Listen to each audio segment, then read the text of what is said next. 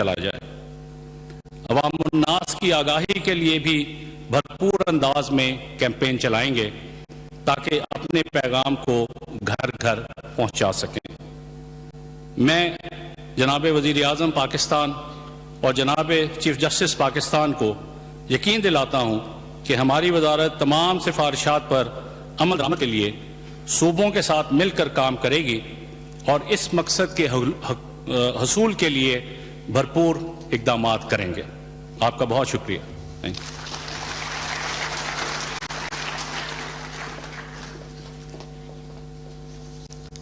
बहुत शुक्रिया Zahid Saab. We are the 6th most populous country in the world, and sometimes when we are only considering our own communities, our own neighborhoods, maybe we are not seeing how it affects us at the global stage. Our next speaker, ladies and gentlemen, is someone with a lot of insight and a scholar of international repute for this very subject at the Population Council. He was recently also invited at the Vatican by the Pope to discuss the matter of population in the Western world, in Europe, and the Christian world. He joined the Council in 1973 following a postdoctoral fellowship in the population dynamics at the Johns Hopkins University. It's also very important to see how the world views Pakistan and our population. We want to make the most of this dividend of a youthful population, of a population that has a big component of young children. But are we as a state, as a society, providing them with the best preparation for the world of tomorrow? Speaking on the subject of the new demographic realities of Pakistan, please join me in welcoming the Vice President and the distinguished speaker from the Population Council, New York, Dr. John Bongartz.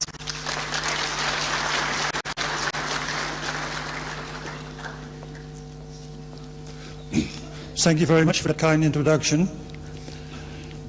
Your Excellency, the Prime Minister, Honorable Chief Justice, Honorable Speakers of the National Assembly and Senate, Prime Minister of AJK, Chief Ministers of the provinces, ladies and gentlemen. As you have just heard, the population of Pakistan has grown very rapidly over recent decades. In 1947, there were 30 million Pakistanis. Today, there are more than 200 million. So that's a six-fold increase. And the projections now indicate that by the end of the century, the population will reach somewhere between 350 and 400 million. Clearly, this is not a desirable trend. And the question then is, what can we do respecting human rights and respecting women's well-being? What can we do about this trend? My assignment here is to review demographic trends and then discuss the role of family planning programs and the multisectoral benefits that can be gained from family planning. So let me start with slides, and let me see. This slide shows the overall trend in population from 1950, about 30 million, to today. The recent census indicated that the population is 208 million. The red line then projects the numbers taken from the latest UN projections, and they indicate 352 million. I should mention, however, that this estimate was made 2 years ago, before the results of the census came in and before the results of the latest DHS survey came in. And both of these items of information leads me to believe that the projection that the UN will make next will be higher than 352 million and could well be 400 million. So imagine what that means. Instead of 200 million, 400 million Pakistanis. Every thing made by man in Pakistan will have to be rebuilt. You have to build every building, every home, every school, every clinic, every road, every bridge that you now have will have to be rebuilt. And if that is somehow managed, you end up with the same quality of life that you have now, because there are also twice as many people. Clearly, that's not a desirable investment of resources. question is, how can we slow this projection? I should also mention the next slide. Compares the trajectories of Pakistan and India and Bangladesh. And here on this axis we have the ratio of the population in the future related to today's population. So the top line is Pakistan, which will expect it to roughly double by the year 2100. Instead, if you look at India and Bangladesh, the green and the yellow line, we are expected to grow by 10 or 20% more and then decline. So the growth rate in Pakistan is much higher. You've heard growth rates. Even a small change in the growth rate has a very large impact on population in the long run. So the question then is, well, why are the trends for Pakistan so different from India and Bangladesh? And the first answer is, the next slide. Okay. The first answer in the causal chain is the trend in fertility.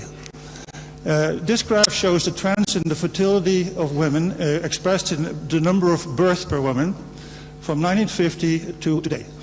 And looking at the estimates in the 50s and 60s, we see that Pakistan, India and Bangladesh had very high fertility, roughly 6 births per woman. The first country to begin to see a decline was India, the yellow line, in the 70s. And a steady, slow decline leaves India now with about 2.5 births per woman. Bangladesh didn't see very much decline in the 60s and 70s, but in the 80s, a very sharp decline began, and it caught up with India in the recent decade. Pakistan's line, the red line, stays high until around 1990 and then begins to decline. And we see a steady difference between Pakistan and India and Bangladesh of about a birth and a half. And that difference of a birth and a half is sufficient to lead to much higher population growth in the long run. So why are fertility trends different? Here, next slide. Here we have the trends in contraceptive use for all 3 countries. Back in the 1960s, contraceptive use was almost absent in all 3 countries, in fact in all of Asia. In the 1970s, India's contraceptive use levels started rising, but fairly slowly. And Bangladesh, it started in the 80s, and its increase was much more rapid. So Bangladesh has actually overtaken India in terms of contraceptive use. The red line shows Pakistan, where relatively little happened until the 80s and the early 90s. Then a slow decline in contraceptive use occurred, and it now stands at about 35. Interestingly, and perhaps worryingly, the rate of contraceptive use in the last few years has leveled off in Pakistan. If this continues, it will be a serious problem for the long run. I'm not sure, because sometimes these data have errors, but this is a sign that should be taken attention to.